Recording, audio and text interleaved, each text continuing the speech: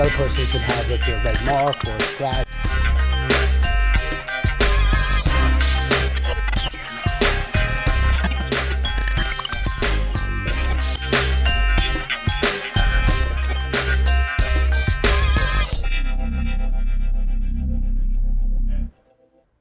Hey everybody, this is David Clymer, the Problem Solver. Thanks so much for joining us.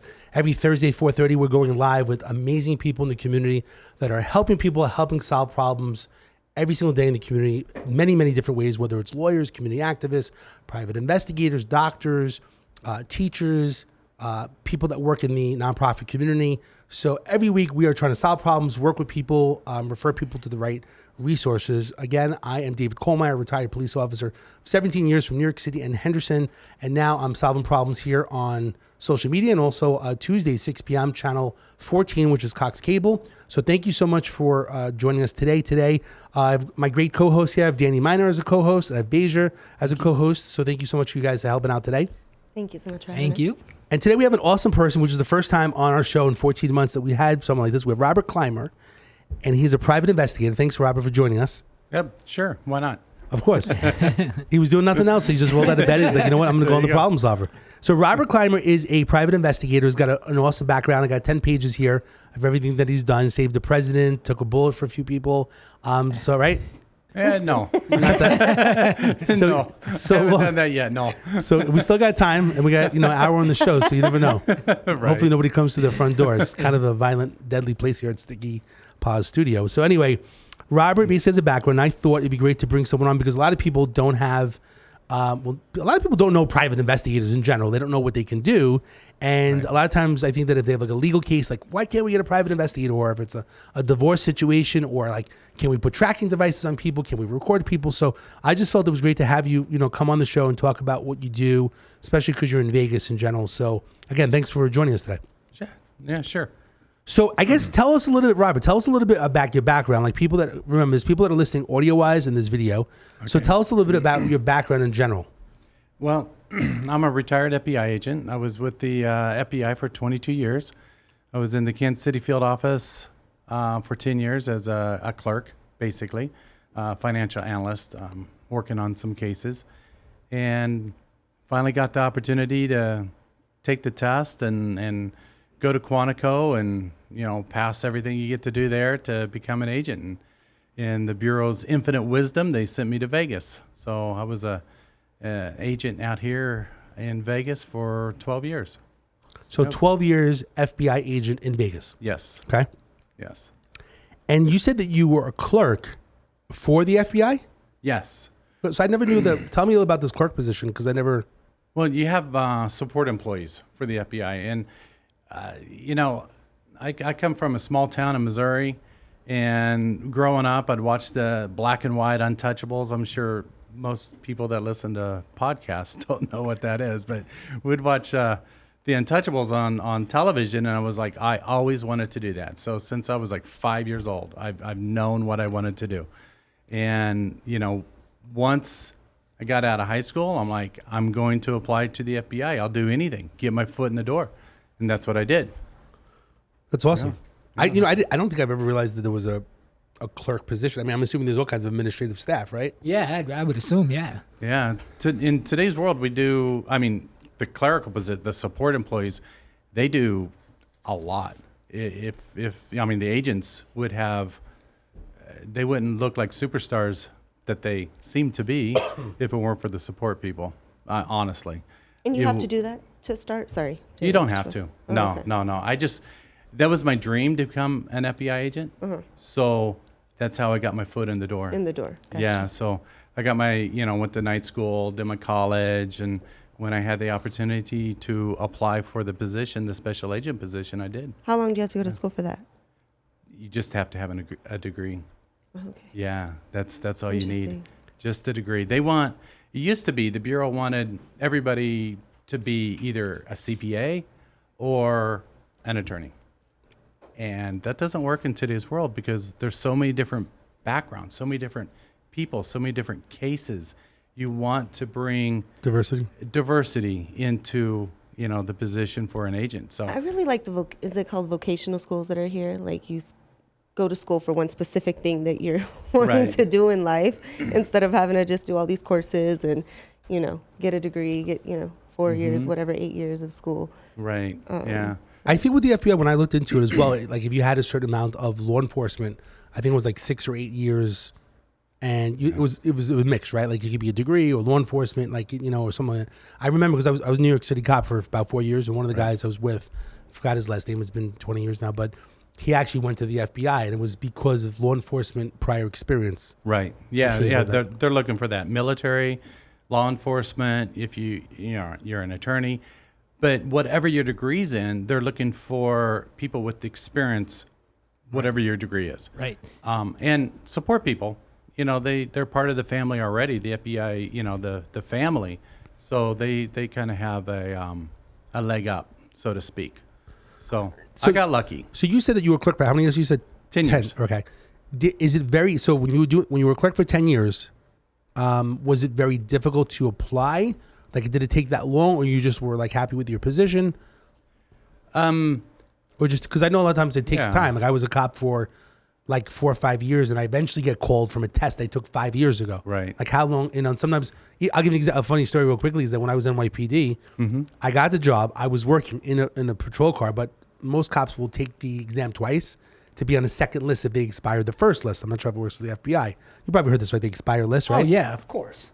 So what happens is I was on the second list. I was already a cop in uniform, and they called me one day. NYPD calls me like background unit. They say, "Hey, are you still interested in being a police officer?"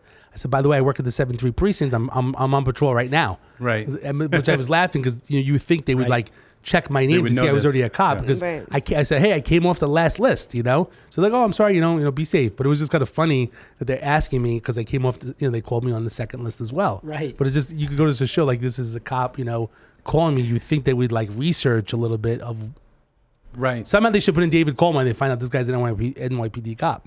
Yeah. This is kind of a funny story. That is funny. In my case, when I first applied for the position, the whole testing position, the whole testing process got shut down because there was a lawsuit about racial disparity and it wasn't equal, it wasn't fair for anybody that wasn't a white male. So for 2 years, the Bureau shut the process down and revamped everything. And so I took the test once and they shut it down. And under the new system, I took the test. And you have it, you can take the test, and if you have a second shot, Right. and then that's it. You don't get a third shot. So I was pretty nervous, but I got lucky. I got two questions for you, Robert. Okay. One is I worked for two different police departments in my 27 years. Both of my chiefs of police both went through the FBI Academy. Right. So they applied just to get that underneath their belt. When you send your chief to the FBI Academy, it's a prestigious thing. It's kind of like a fraternity. They're all together now. Everybody that graduated from the FBI Academy. I heard they were just on the beach, like soaking up some sun. You know what? My chief always told me how hard it was. But I don't know if it was as hard as he says it was. But his biggest thing, and I'm not sure if you went through it, but you probably did. He used to tell me something about the yellow brick road. Is that true? Yeah, that you had to run that yellow brick road, Yeah, and then they that's give you just this yellow fun. brick. Yeah, that's just fun. What is that? It's like an obstacle course at Quantico through the woods. So you're climbing up obstacles and through the trees, and it's an event. It's a fun thing. It's like 4 or 5 hours if I remember right, and you end up kind of helping each other out. Some guys can't make it through this, so you help Right. them, and maybe you'll need some help down the road. But it's a fun thing to do. Is that more for the academy? Because same Yes. thing with local. I mean, not with my New York City cops I work with. I was younger at the time, so I don't remember that. But out here in Henderson, I know that was the thing they went. Like, congratulations, that they went. Like, it's a they big went on thing, vacation, yeah. right? Huge. Is that yellow brick thing something that, as an FBI agent, you would do as well, or is that something? we did it. Okay, so basically, we did it. So if you're there It's and like- FBI, it's the thing you do. A rites of passage kind of thing. Got it. Okay. Yeah, okay. it's- And do they get a yellow brick at the end? I don't know if the Our police chief officers did. do. Yeah, they probably did. We didn't. Yeah. He got a brick? We didn't. He got a No. brick. My chief used to keep it on his desk. Yeah. I'll be honest with you. We actually glued it to his desk at one point because we were so sick of him bragging about it. So we glued it to his desk. Honestly, I'm just being honest with you. And the other thing is, for municipal cops, Dave, and correct me if I'm wrong, you have to be a sergeant or above to get I think to the so. Yeah, you can't just be a corporal or just a patrolman. You have to be a sergeant above, and I believe you had to supervise for 3 years or something like that. Yeah. And then you have to be like Robert would have to okay me, and then I have to be second by another FBI agent or something like that to be able to get in, if I could remember. I'm not. Yeah, I positive. don't know what the process is. But Yeah. yeah. Those guys, they're all good guys. Yes. Yeah, and it gives them. There's a lot of training. The Bureau does it because one of the missions of the Bureau is to provide assistance to local law enforcement Right. upon request. So, Right. you get the training. What can the Bureau do for them? What's the lab? When would you make that kind of request? Right. So they go through the training. One of the interesting things in the gym for each class that would go through, there would be, I don't know, like how many pounds lost that class did. Right. And it would be in the thousands sometimes. Right. Yeah, these guys. Yeah, they come and they're kind of like me, put some weight in, we're packing it on now in the later years. And you're doing a lot of exercise, a lot of running, and Yeah. it's a blast. Yeah. Quantico was just fun. Fun. It was just a blast. Was that your second question too? No, my second Go for the question. second No, question. my second question would have been, if you remember, I believe it was Jodie Foster in the one movie. She did the Yellow Brick Road in it and everything. I can't think of the name. Hannibal, or what was that? Silence of the Lambs. When she Yes. was in Silence of the Lambs, she actually ran the Yellow Brick Road. I don't remember that. Yeah, I gotta she watch that. actually did the Yellow Brick Road in that. Yeah, that's Can we please get this guy in the Yellow Brick Road already? This guy's like, we got to get this guy Yellow Brick Road. Oh, Yellow Brick. Actually, I was gonna make a joke. You know that Elon Musk, he was selling bricks from his first. He does things like that. He sells different things. Like there's actually that No. there's actually a brick that's the way he does making money, where he has a little bit of a flamethrower that he was selling to people. Like it's a limited supply. There was a limited supply of bricks from when he was building the tunnels. Okay. And the brick is worth money. If you could look online, Yes. Elon Musk bricks. Have you heard of that? No. Elon Musk brick. Okay. And they're worth money. And it's a certain type of brick. I will look it up. But anyway, you're talking about bricks. That's what I'm talking about. All right, so I let's just know it's worth money. So let's jump into this thing. So I sent you a little bit of a thing for onboarding for coming on the show, and it says, "How does your company solve problems?" So my goal is how do we help solve problems? Right. And for people that are listening in general, or some of the clips that are what we call micro content that will eventually go out from this podcast, I wanted to share what you wrote for how your company solves problems, and then we can talk about that. Okay. You wrote the driving purpose of what your company is called Sin City Private Investigators is to help others who either cannot stand up for themselves or find themselves in difficult situations and require our set of unique abilities and talents to resolve their difficult issues. We treat every case with the utmost importance and every client with utter respect. Our clients deserve our best efforts and resources to effectively and efficiently resolve their case in a logical and concise manner, which I think is amazing. Sounds great. So tell me, when can they call you? Because I think a lot of people, do they need a private investigator? When do they need one? When can someone call you? Because I think some people think you need a lawyer or a case to really hire you. So, if this, just share about you get calls all the time. I know probably could be a lot of family law issues or people that want to get a divorce. Tell us a little bit about who are calling you and how you help people. Okay. Most of the people that do call me don't know what they're looking for. They really don't know what they need. Honestly, they don't know. I like working with attorneys because I don't want to do a lot of work that a client doesn't need, because anything I do costs them money. So I would rather work with an attorney if they have a civil or a criminal case that they caught. But a lot of times, if it's a cheating spouse or a child custody case or a number of things, a missing persons case, whatever, the person will call and we'll just talk about what their situation is, their unique situation, and figure out how we can best help them. Every case is different. Even though you might say, "Oh, that's a cheater case." Well, for the person that's going through it, their heart's being broken. I remember following this guy. We ended up down on the Strip, on a little bar off by the Flamingo. I forget what the name of it is. And this guy, he was fine, no problems. And then all of a sudden, he starts flirting with every girl that goes by. And Next thing you know, he's kissing on her and doing all these things. And, so I sent a quick little video via my cell phone to the client and didn't hear anything. Silence. I'm wondering, did she get it? Did she see it? After a bit, she came back and she goes, "Thank you. I just wish you weren't so good at your job." Because it's Heartbreaking. her kids, her family, everything. So, what we do affects people's lives. And I honestly think that, me and the guys that work for me, giving our clients our best efforts is, what I would expect if I were to, hire a private investigator or an attorney or any professional. I would expect their best efforts. And I think it's only fair, so. So a lot of people. Do you get a lot of these cases? I guess is that what you call them? Like cheating cases? People that they feel divorce, or they think people being cheated. Somewhat, yeah. We get some of those. Yeah, Okay. Yeah, we do. So basically, following them, tracking around a little bit, getting some evidence for the other person, just so they have closure of what's Right. really going on, or they have Right. suspicions. Yeah, and it's interesting because, and maybe I'm speaking out of turn, but men, when they call me, they are, jealous. I think I think Rage? men are the weaker emotional animal here, to be honest with you. But sometimes they get really, really, really jealous, and maybe they're thinking, this is what I would do, so she must be doing this or that or whatever.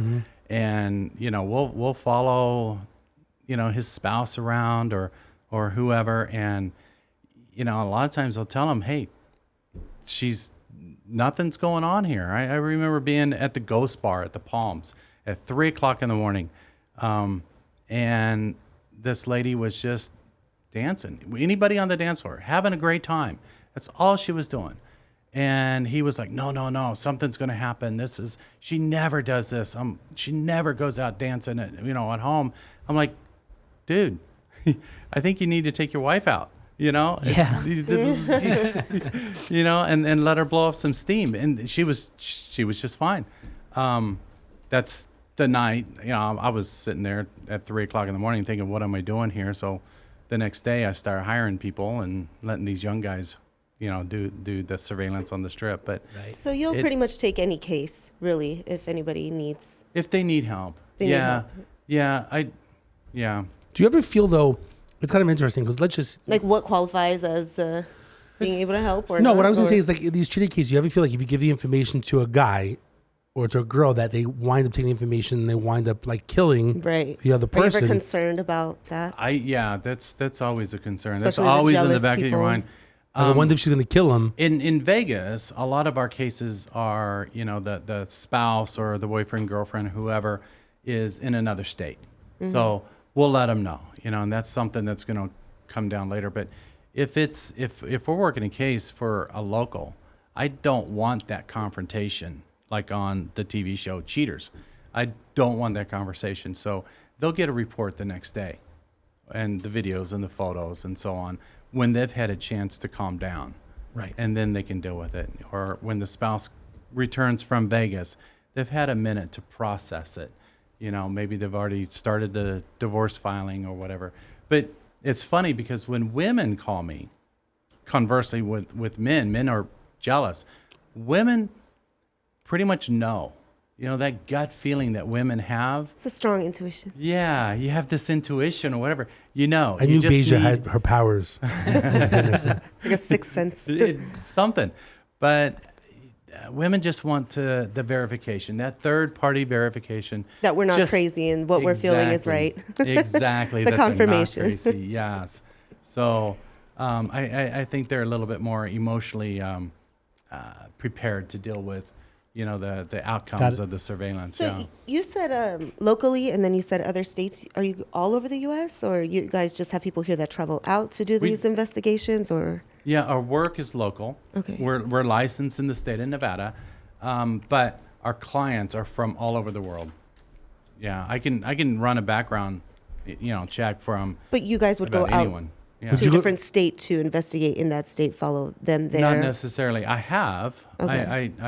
I did spend some time in Colorado I call this my Black Widow case, where this lady was,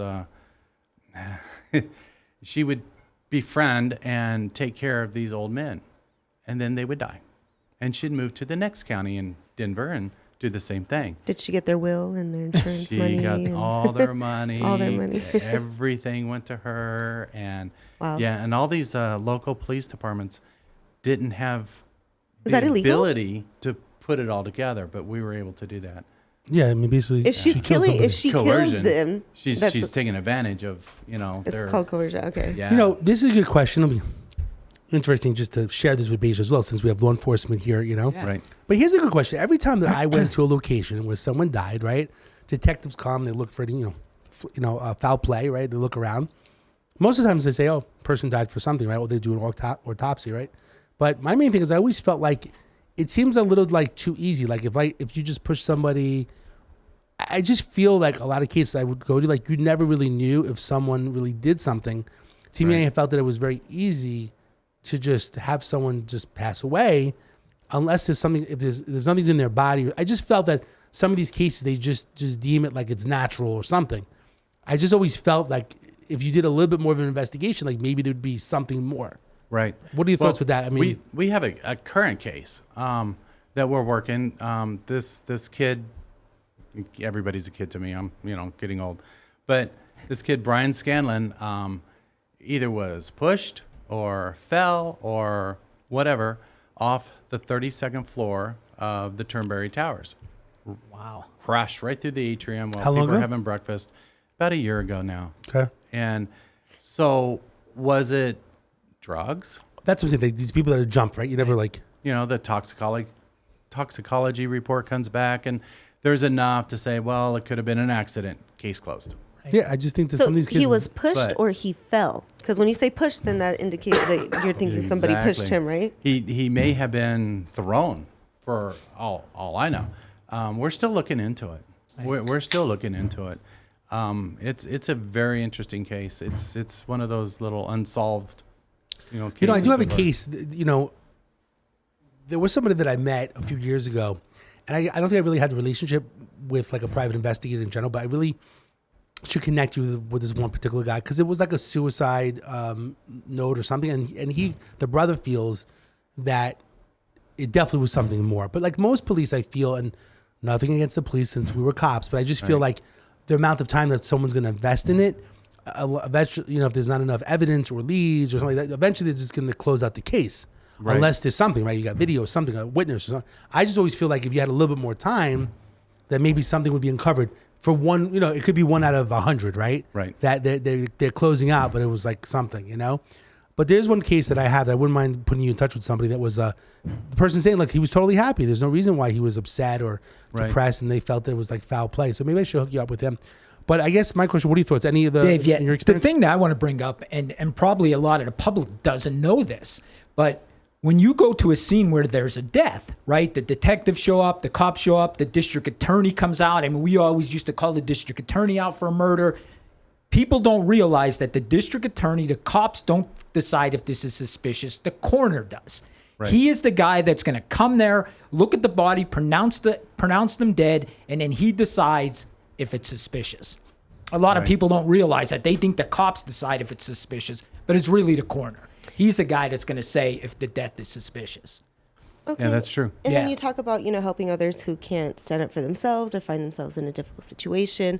A lot of these cases, I just feel like they get closed out so quickly. I mean, how do people go about like doing that? Is it expensive? I mean, the services. So if they wanted to basically hire you, They like, needed yeah. help, and just saying Yeah. like this isn't right, and the cops or the coroner is Yeah. deeming out that it's not, that it was natural causes or whatever, right? Right. So Yeah. how? Well, so what's like I the said, tab on something like this? yeah. it can get expensive. I really try to work with my clients within their budgets. So if somebody's really struggling, I'll take a look at it and say, this is what I think, and this is what we can do, So you'll give them and your. this is what it's going to cost. So, If you had to throw a number, let's just throw a number out. If I say right now, oh, that's you're asking the It's impossible. case. It's no, case but let's by just say if I had case. somebody someone that was maybe pushed over a high rise, and you had to do a little bit of an investigation. Right. Are we talking about, because here's the problem, right? And this is the same thing about our, living in general, like financial situation. Like, it's kind of like the bail process where people that if they can't afford to bail out, they're stuck in jail. And that's where there's bail reform going on. Right. Hiring a private investigator because law enforcement doesn't have enough time to check on the suicide for a family member, and I want to hire you. Can we throw a number out? Like, is it $5,000? Or do you think it's more than that? I mean, if you had to estimate, what's the average? If I wanted to basically say, like, I want you to use some of your background experience, spend a month researching to let me know if I'm not crazy or not. Right. Is like $5,000 like a decent number? I like to start a little smaller. Okay. Actually, the case may end up costing 5, 10, 15, 20,000. You don't know. But to get started, run some background investigations on some of the targets, see what they're doing, maybe some surveillance, Review the reports. See if there's some life to the case, so to speak. I'd say about $1,500. Okay. So it's not so expensive. And then take a look at it. I know a lot of PIs will say, it's $5,000, and then you don't hear from them for 2-3 months, and you're wondering what happened. I don't do that. I like to work with my clients and start small, see what facts are coming to light, Okay. and then make a logical decision on the best investigative technique to use at that point. So do you have, would you say money is a problem with some clients when they call you, or it's not always a problem? I mean, $1,500, $2,000 is not reasonable, right? If someone really wants to do some research and have someone on their side. Right. Would you say a lot of people call and they don't have money, or most of the people like they have a little bit of money to afford your services? It's a mix. Got it. It really is a mix. I think most people today are they're living within a budget, and I'm very aware of that. I mean, Right. I'm a normal person too, so everybody should be, working Do you within work a with budget. people Yes. and their budgets Yes. and stuff? Okay, good. Absolutely.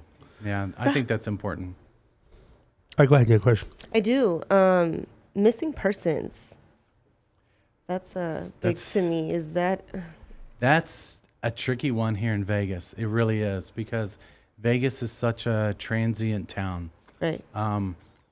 We had a case, George, his mom and dad died. So his brother calls me up, and George, typical homeless man.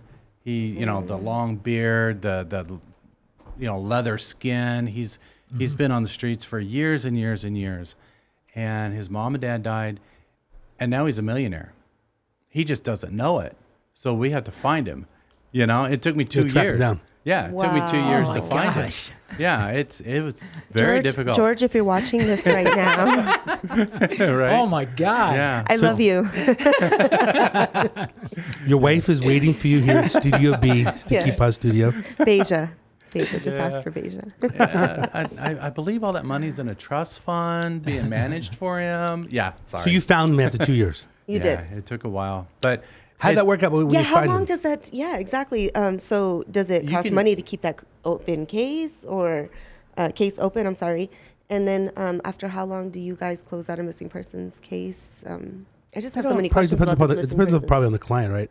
Yeah, How long it they want depends to go. How They much want to they wanna keep right, searching. yeah. But this guy probably had a lot of money anyway, so the goal was to find him, right? Because he's got money sitting in a trust. But George had this habit of getting arrested over and over and over, so that helped. 2 Track- years? track him down. It took a minute, but yeah. So yeah, it took. So a here's a minute. question for you. Eventually, you find them, Right. wherever you find them. I don't know what you can say, what you can't say. You find them somewhere. What do you say? Hey, I'm Robert. I just want to let you know you got some money waiting for you back in Georgia. Like, how'd that work out? Actually, his brother came out. Okay. And I guess So you located him? Yeah, and then they came out and made contact and talked to him. So that worked out pretty good, and everything is all settled now for them. Okay. There's other cases though. We worked a case and we found the kid's body. His head was chopped off. We solved that one too. It's very unfortunate. Do you have a That was lot an of unresolved? MS-13 kind of case. So, they went after him. So there are some cases I don't necessarily close anything out. I'll check back with the client, and What's this? check the hospitals, check the jails, check homeless shelters, and you know, What's do our your, due this is a good diligence. question. I have two girls and the boy, and they're younger. Mm-hmm. And I never really, I was a cop for 17 years, so I never really had. Maybe we had missing persons where we're looking for people, but maybe I've taken a case and we've closed out a lot of times as more mentally ill. But I never really had like a young kid that was taken, like I would say a milk carton type of case. Do you feel like when I tell my kids be careful on the street, like you're watching them, in your eyes like human trafficking and stuff like that? Have you dealt with that over the years? Like how serious do you feel? The other day when I was in the airport, I went to the bathroom. And you close the door and it says, if you're human trafficking, call this number. Meanwhile, it's an 800 number. Right. By the time you get to a phone, find the phone, remember the number. You can't even remember the number. It's not even easy enough for you to what's your remember. thoughts in regards to your experience in regards to missing children? You hear these crazy stories, right? It's a real thing. One of the most chilling moments I had as an FBI agent was I was working most of my career has been working organized crime. And I worked LCN and Chinese and Eurasian organized crime cases. This is a Chinese case. And we finally got enough evidence and it was actually a slot cheating case. Back in the day, you had the coins. They would shave the coins down just a little bit so that, when you put the coins into the slot machines, they register. But when they pay out, they're just a tad bit smaller. So when they roll down the ramp, they're not being counted by the little arm that goes up and down. So, you dump 2,000 coins, 200 coins in, push cash out, and you get some of your coins back. You keep feeding it. And within 30 minutes, they were emptying a $7,000 hopper. Right. In these, we don't have that anymore, but that's how old I am. But anyhow, so we did the search on this guy, the Dailo, the leader of this Chinese gang, and on his bedstand was a list of names, and next to it was a list of amounts, price. And for me to see that list, to see a tangible list of the value of a person's life that's being held hostage, being forced into slave labor. That's modern day, white slavery case. Oh my God. Yeah, and it was chilling to me. Oh but my God. yeah, and I've worked with, working organized crime, the Chinese cases like this. I worked with a confidential informant once, and he was smuggled over and for him to tell his story was just fascinating. Right. Because he was held for 10 years in New York, forced into working in a restaurant. He didn't have a life. They were held at gunpoint. They were brought to the restaurant. They worked their shifts, and then they went back and that's going on in America, and that's just sad. That kind of thing is chilling. In regards to children, we don't get into your family situation, but let's say you have young children. Are you I guess I'm desensitized by being a police officer, but my kids are outside in the front. I'm watching them a little bit, but you could turn your head and your kid could be gone, right? It doesn't matter what community that you live in, right? Right. My question to you is, what are your thoughts on that? I mean, do you feel that you've seen so much that you wouldn't let your kids be in the front yard and it's always in the backyard? Because sometimes I think about that in general. I will share one other thing. The other day, a friend came over, and even my little daughter, basically, she's 7 years old, and he's just being very nice and friendly. And then he said, "Oh, come sit on my lap," right? He's just being nice and friendly. He's a really nice guy. But in my mind, now my daughter's getting older. I'm like, do I want that, right? And so I guess I am more victimized because I've seen a lot of bad things happen, right? Right. That's what I was going to say. It's interesting that you ask him how he feels about it, but you say that you're desensitized to it. To certain I'm things. I'm sometimes I'm confused or desensitized. I'm like, because sometimes you could be overreacting. So am I overreacting or not? And I was thinking about, talking to my daughter about that situation, because then she's getting a little bit older, because maybe she didn't really feel comfortable, because he's like, "Hey, can you sit on my lap?" I know the guy in general, right? But in my mind, and when she was younger, once some random person kissed the baby, and I was like, I was really upset about that, So sometimes I get confused, or I'm desensitized with the issue. Even 9/11, I saw the towers come down. I worked that day. I was in Brooklyn. If I was really close to it, under it, it'd be different. I was across the bridge. I saw it go down. It was like the Nakatomi building in Die Hard. I was desensitized. You knew it was a bad thing, but you see so much stuff and you watch movies, you just forget the real deal. If I was under the tower and stuff was coming on me, right, it would be a different situation than being across the bridge it looked a little, Right. it looked almost looks fake, you know, like. That's interesting because for me, being a single mother in the way that I grew up and all the trauma, whatever, and PTSD that I have, I'm not desensitized by anything. I'm more, if anything, I probably am more overprotective, and I just feel. The thing I just want to add to this, especially when you talk about children, and I'm sure you guys know this, but I was on the Missing Child Task Force, and what we did in our community was any child that is missing, like the minute they're missing, they called us all out from our house, and we immediately got on the case. So they had one That's good to detective know. from each police department assigned to this. So they would call me 1 o'clock, 2 o'clock in the morning. And another thing people don't understand, the Amber Alert, they have to really prove that kid's missing because you got to make sure that a parent didn't take it or the kids might be somewhere else because you want people to take the Amber Alert serious. So that Amber Alert, before that goes out, they make sure that kid is really missing because just like we hear car alarms go off, we don't take it serious. Okay? Right. They want you to hear that Amber Alert and know that kid is missing. But here's the facts, and it's scary. You have 3 hours to find that child. Yeah, I hear If you that don't find time that is child in critical. 3 hours, the child's probably going to be found dead. And that's a scary part. And I know it's a dark thing to say, but I'm telling you the truth. So we went You- from 24 hours to 3 hours. You got 3 hours to find that kid. That kid's usually murdered within a mile from where they were abducted. So you have to get on it very quickly. And I'm sure you know that. And Right. Yeah. it's a tough thing. Back to the question. I'd like to hear it. I would like to hear your feelings on that. About the children in the front. Or just how you feel Yeah, about it. tell us. I don't know how far. For my kids For when your they're kids, when they yeah, were growing personal. up, and now my grandkids, Yeah. it's just like a cop. You have to be aware of your situation, situational awareness, and I think kids need to, even though the world is not rosy all the time, they need to understand the dangers in the world and be aware of them, so that because they're the first line of defense. These kids need to understand that there is danger that exists, and if something does happen, they need to fight for their lives because they won't get another chance. Agree. Yeah, but being desensitized, no, I don't know. I take things to heart. I don't know. My heart bleeds for people. It's so. My heart is heavy right now. Yeah, it's a tough situation. You know, I remember seeing, some children where they were depressed and they hung themselves, and I would walk in and see it. And I just remember like it was sad, but like, I don't know. I just felt different with seeing those things. I'm sure you've seen them before, or I actually had someone that came into a law firm. They tried to make him an informant.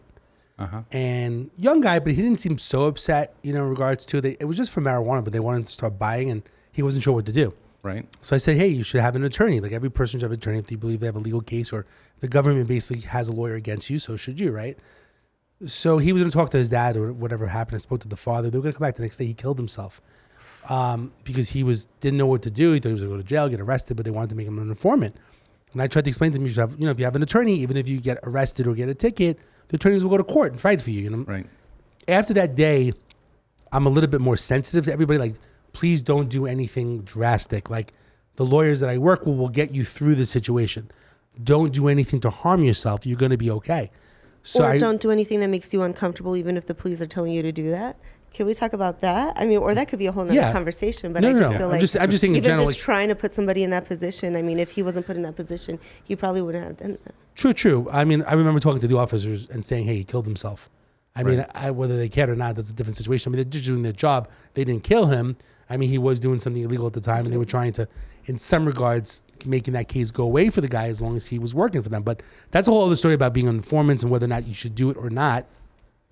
It's a different story. I don't know what you take. If you want to, I think it's your preference. it's not knowing. It's that darkness. Not understanding what's going on around you and having those questions. What should I do? And it's a tough decision. Sometimes perhaps it's a little much for one person to handle. Yeah. Danny, before I jump into other questions, do you have any specific questions that you can think of? Yeah, I Go for it, do jump have in. a question. I can talk all day. But I go know, ahead. right? I I'm just ready feel to like jump I in. could Go just, for it. Go for it. You know what? Can you come back? Yeah, you're a very interesting person. Yes. And you know what? Just talking to you, I can tell you have a good heart. And if I needed a private investigator, I'd hire you because I believe sure. that if you couldn't help somebody, you would tell them you couldn't help them. And that Absolutely. Yeah, and I tell could people see that all in the you. time. Yeah. Or I tell them you don't need me to do this. You can do this on your own. Yeah. This is what you should do. Robert, my wife says I shouldn't be doing that, but I don't know. I want to help somebody. Right. When I moved here to Vegas, my thought was I retired being a cop, moved from Vegas. I was a cop in Pennsylvania. I thought about being a private investigator when I came out here. Okay. Then I looked into it, and it's hard. You got to jump through hoops. You got to take a test. Cost you a bunch of money. In Pennsylvania, you go down to the courthouse. You say I was a cop for 27 years. They sign a piece of paper, and you're a private investigator. That's how the thing is. But when I came out here, the only thing that interests me, and this, Mike, is there a case you would want to investigate? Me personally, I would love to investigate the John Benet Ramsey case. I would love to solve that case. That's on my mind all the time. I actually went to Colorado because I worked out there for a law firm. I actually went out to Colorado and I went to the house, the John Benet Ramsey house, just to see the neighborhood because I'm so interested on who did that case, who did that crime. Right. You know what I mean? So is there any case out there that you would like, oh my gosh, I'd love to get my hands on that? There's one that you'd love to be on. Yeah, that's interesting. I want to hear it. I don't know. I'm searching through my brain to kind of come up with something, but nothing All the jumps in there things on because the news, everything that you hear. I like I said at the beginning, when I was a little kid, I wanted to be that FBI agent, and in Kansas City as a teenager growing up, we had the mafia blowing each other up, car bombs and this down in the River Key area, and I just thought that was just fascinating. Right. And that's what I wanted to do. I want to work organized crime. Right. I got to do that. Awesome. My career as an agent was a hoot. I loved it. Loved every minute of it. And when I retired, going 90-0. Right. I was bored immediately. You can only watch so much, news on TV, and I had to do something. And I kind of searched around and thought, how can I help people? Awesome. What can I do to help people? I don't necessarily, take cases Chase for big cases. Right. Yeah, I don't chase the big cases. I don't work for the casinos. I don't. So you like the smaller cases in general? I like helping people. Have you like been it, called to be a part of any major case that's been on the news or Yeah, some That of you them. could talk about, or that you can't? Yeah, that you're allowed to Yeah, some of them. discuss. And I'll do my part. I'll help people out. But wow. I understand. There's a couple that come up. The O.J. Simpson case when he was in Vegas. I worked a little bit on that. Oh, that awesome. case. Wow. Awesome. wait, Okay. the Vegas case? The Vegas case. Okay. Palace yeah. Station, right? Yeah. Yep. Yeah, Palace Station. Yep. So let's talk about that one if you don't mind. What can you talk about? Well, here's a question. You tell me what you can and not talk about. But let's talk about the O.J. Simpson, the regular case in general. What are your Okay. thoughts? Can you talk about that case? Apparently, you shouldn't have put the glove on. I think that was a really bad mistake. Oh So shit! here's the question: do you think, As an attorney, you don't ask a question you don't know the The answer answer, to. right? Exactly. So do you think? Just your opinion. Do you think that the glove, shrank while it was in Oh, I don't. evidentiary? Like, what's your take on? What's your I take have on? no idea. Can I ask you, I like, have what you no take on? idea. Do you think that he did commit the crime, or did he not? What do you, My personal opinion. what's your opinion? I think so. In this world, there are two types of crimes. There's crimes of passion and crimes for money. Passion is like O.J. Simpson. That's what I tell my clients. Crimes for passion and crimes for money. Yeah, I feel like that's a most, shirt. I would like say that. 90% of crimes for money. So you always, chase the money. You look for the money. Where did the money go? So that case, it was passion or jealousy. Exactly. Okay, I'm glad you said that though. I just want you answered that question. John Benet Ramsey then. What would that have been and who do you think did it? Just off the top of your head. Just off the top of your head.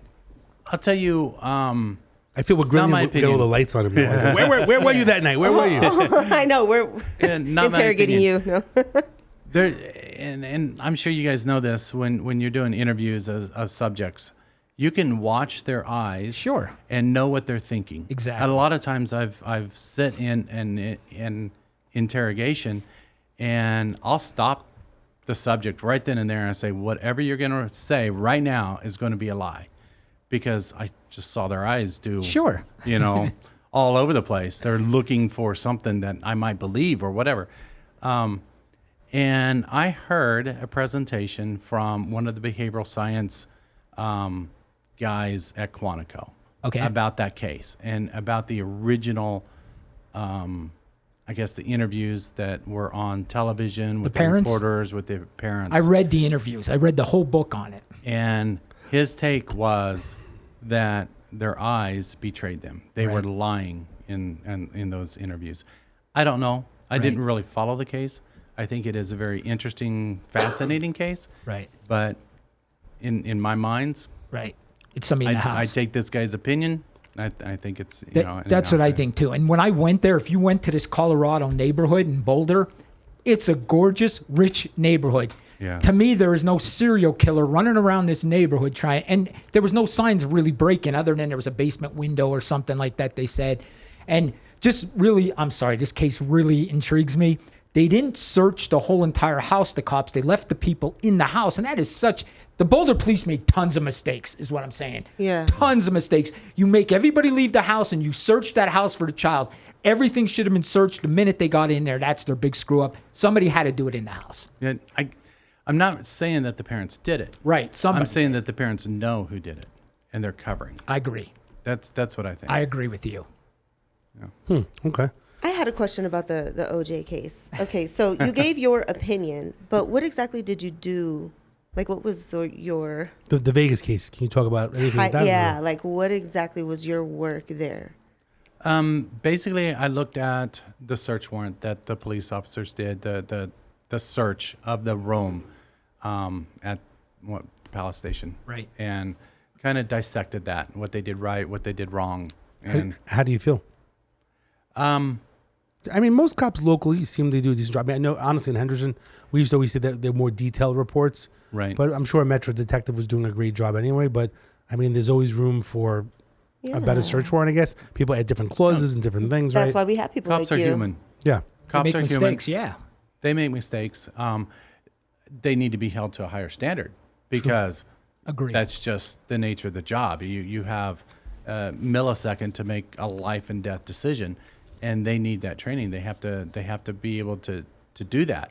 But mistakes made because they're lazy or kind of lackadaisical about their Job, 'cause they position, do what it they're too often. doing, or if you Unexcusable. go into an investigation thinking in your mind the guy's guilty, it's start it's like writing a that- you horse start putting writing that way. blinders on, and that's you can convict a ham sandwich. If you think someone's basically guilty, you could So start should writing you the go report that in? way. Right. Okay. Yeah, Okay. and you miss everything else around you. So you have to have an open mind. You have to keep your eyes open, and you have to look at everything. So if you thought that the search warrant was really bad, or for whatever your work was involved or searching it or examining it, I'm assuming if you found something good that the case could have been thrown out or appealed. Right. Well, yeah, and there were just minor mistakes. So was it? So I think they did a good job, but I do think that when they went into, they wanted to get OJ for the murders, and this is the way to do it. But I agree. it is. Did he ever? I don't even know. Did he ever appeal that case in Vegas? I didn't follow it. I don't really know. I don't know. I mean, he got like 10 years for robbery. You know what I mean? Yeah. He might have got 2 years in probation or something if he wasn't O.J. Simpson. That's my opinion. Okay. Do you agree? I don't know. I learned a long time ago to just collect the facts, Right. and let the attorneys and people that above my Decide pay it. status make the decisions. I gotcha. I may or may not agree with them, but that's their job, not mine. Sure. One last thing here, just because you are on the problem solver, and I know Dave explained to you earlier that he's a retired police officer. He works Right. with attorneys. He has the legal network. I have the medical network. I work with providers. Okay. You also help attorneys with workman's compensation, personal injury. You do litigation. You also have expert witness testimony on your, what is this? My CV. Yeah, your CV. So you could be a lot of help to not just people, and I Right. know that your focus is on people, but to a lot of other attorneys. And again, we have how many people watching? We're obviously going to put your information out at the end, but I guess my question was, I mean, the bottom line is you work with, if a lawyer or a doctor needed some help, you're available, even just not working with individual Yeah. people. So it would Absolutely. you'd be a resource to lawyers and doctors or anyone, medical legal community. are you open for business? Oh, absolutely. Okay, that was my question. all the time. Will you roll out of bed Yes. at like 4 a.m. for something? No problem. Yeah. Or one like, of my "Hey, call me guys back at will. 9." Yeah. Because He's the boss, right? Right. You're the He boss. says 25/8. I'm 25/8. So whenever you need us, call us. So are you that type of? How many people do you have, if you don't mind me asking, how many people do you have working with you? Yeah. Pre-pandemic, I had about 12. That's a lot of people. Yeah. So we're just now scaling back up. Okay. So yeah, that's Is it just because you have a lot of work in general? Are these people like out and about, or they're like more in the office setting, or is it both? No. Well, yeah. I mean, if you don't document something, it never happens. So if you do a surveillance and you don't write it down, you don't do that surveillance report, you don't. It take never the 30 happened. If you minutes, didn't write it down, it never happened. it never happened. So yeah. So there's a little bit of paperwork, Got but it. mostly my guys are out on the street doing surveillance or interviewing witnesses or whatever needs to be done. Do you know what is the rule? Someone asked me the other day is in regards to doing audio devices. You're big with audio devices in regards to like some people, like we had a person on the actual TV show of The Problem Solver where she was a daycare worker. Okay. And someone called me actually the other day saying that they wanted to record inside the actual daycare facility. And she put a little bit of audio device on a bag and to record. And I guess people were talking about the parents, or they were Googling the name, and the child was like disabled. The child wasn't able really to speak. So they did an audio recording on a device and they got the information, but she was questioning me first, hey, is it legal? What's the laws in regards to tape recording others, or That's a great what's your question. experience with that? It depends on the person's that's being recorded. It depends on their expectation of privacy. So to go into a person's home and to install a listening device, you would be in violation of federal law because your home is the most protected space you have. So you would need a court order. A judge is going to have to order a law enforcement agency to go in there and listen to those. Same thing with the telephone. You have an expectation of privacy. Now, if you're at Starbucks and you're sitting there and you're talking about your master plan to rob the bank, and I'm sitting right next to you, and I can overhear the conversation, you really don't have an expectation of privacy there. I can record all day long in that situation. The daycare question, though, you're talking about minors. Yeah, this minor basically Yeah, was so- like, autistic, couldn't speak, and then basically Without they placed something on the bag. parents' consent, you cannot record minors. In my No, but the understanding. minor was their child. Okay, so the parents are giving consent. Yeah. Yeah, so you can do that. And- The parents Because can. it's still a public space because it's a school. Right. It's not someone's home, right? Right. And wherever that child's going, basically, It depends on the expectation of privacy. because I think she was trying to use that for law enforcement in general, to show. And then I guess Right. there was some information that she had, to show. And things like that won't even hold up in court because you're not allowed to do that. I would consult with an attorney, especially in a situation like that. I would have them, talk to the attorney, because why do all the work if you can't use it in court? Correct. It's crazy. So we have about 3 minutes left. Do anyone else have any questions? I know, Danny, you probably got a question. We got about 3 minutes left in regards to these great topics in general. I actually feel, like I said, for the TV program, we kind of talk about a community problem. On the podcast, we talk about, about the person that's our guest to learn more about them. I think you'd be great if there's like something going on during the week where there's a missing person, something major, that will bring you back on to talk about the community problem. Like this week, I was thinking with the whole mask situation that, we would talk about mask. And I think that's just kind of an old topic already. People are just tired of the mask situation. But what are the questions, Danny? Think about one last question that you may have, because this is great information. What are the questions that you may have for Robert? Sure. Robert, are you licensed in any other state or just Nevada? Just Nevada. Okay. I do have access to a nice little book with retired FBI agents all around the world. Okay. That are licensed to, New York or California or Colorado, wherever. Oh, so that's And a good question. So if you have something there, you could hire them to do something for Exactly. you. Oh, it's perfect. Absolutely. Okay, that answers my question. It's good. So you kind of in like a network of retired FBI agents. Yes. Is that your book, or is that like a book that's out to the FBI people? No, it's not my book. I don't maintain that. A good friend of mine, the Jay little Mason, black does book. that. Yeah. No, it's Yeah. good, right? You have different resources. Hey, Exactly. I'm class of 86, retired 2020, right? Like, I need some help. What's going on? I was class 86, Class of 86? high school. So, all right. So the bottom line is, if you need help, Robert, basically with Sin City Private Investigators. Is there a certain phone number for them to call? Is it the 833 number? Yeah, it is. So 833-746-2874. Yep. 833-746-2874. Sin City Private Investigators, and it's cincityprivateinvestigators.com. Not limited to just people. So anyone that needs somebody, or if you don't really, one thing I'll share is that if Or you the feel that if you don't feel communities. comfortable with a police matter that you have, where cops came out, detectives came out, they can call Robert and has a team to help out if you want to get like reassurance of the issue, or if you want some help, you have a little bit of money to maybe put some closure on a specific situation, or you need help. That's where you can come into play. I think just a lot of people just don't know that, Danny and Beja, that you can call a private investigator. It's not just for like the rich and famous in general. These people that if you want to, I said the same thing about spending money, but if you want to get some closure on a specific topic. Sure. Any other questions, Beja? Honestly, thank you so much for coming on today. I feel thank like you. we could go on and on. I think it's a great idea that you brought up that, you could come back on again if you could, and you would and you will, Sure. just to touch on different subjects. It's a lot of information that these people need to know. Beja has a list of projects of people to start following. So after this, she'll give you a list of the I people, could their cars, the plate numbers. I could just. You are an interesting. It's a good person. resource to have. I agree. It's interesting. Me and Robert talked before the podcast started, and we said it was an Yeah. hour, and look at that hour went. I know you looked at the Too clock. fast. It went Yeah, quick. I'm Too surprised. fast. Because I'm he was very interested. I'm sure the people out there are going to love this because they got a lot of great information. You were great, Robert. I think what I like the most about you is your heart. I think. Yeah. Thank Yeah. It's just that you're Yep. Yeah. He's in it for the not right just reasons. not just Yep. looking to take people's money Yes. and do the minimum, but Yes. There's just really enough of really those guys help out there. them when. Yeah. I think that's the most. That's probably you've said it more than once. Is help people, and that's what we're all here for, really. Absolutely. So, Yep.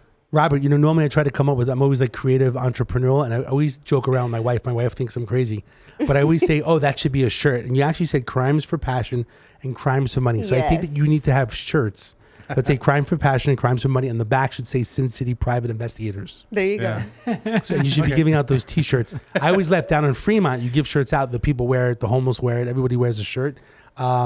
David will always have So I think it's actually a good idea because a way to build you. There you go. It's good marketing. So anyway, Robert, thanks so much for joining us today, and we'll have you come back on the show, in general. Again, I'm David Kohlmeyer, the problem solver. As a retired police officer, my goal is to help people solve problems. We do have a progressive web app, which if you check your screen, it is theproblemsolver.vegas. That specific app will be a spot where you can add it to your home phone or your desktop. If you have a specific problem, you can click on where it says problems, and then there's a little bit of a template. You fill out your name, your information, what type of problem. It could be where someone got a DUI, someone got arrested, someone got into a car accident, they're injured, they need a doctor, they need a surgeon. Whatever it may be, the goal is to solve problems and to help you, refer you to the right resources.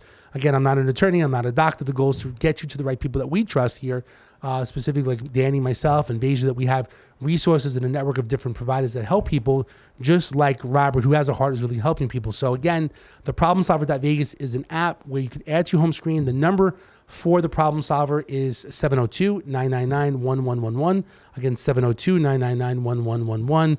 Not to be mistaken for 911, which is the police, but 999-1111 is the problem solver. If I can't help solve the problem, then I have other problem solvers that will help out.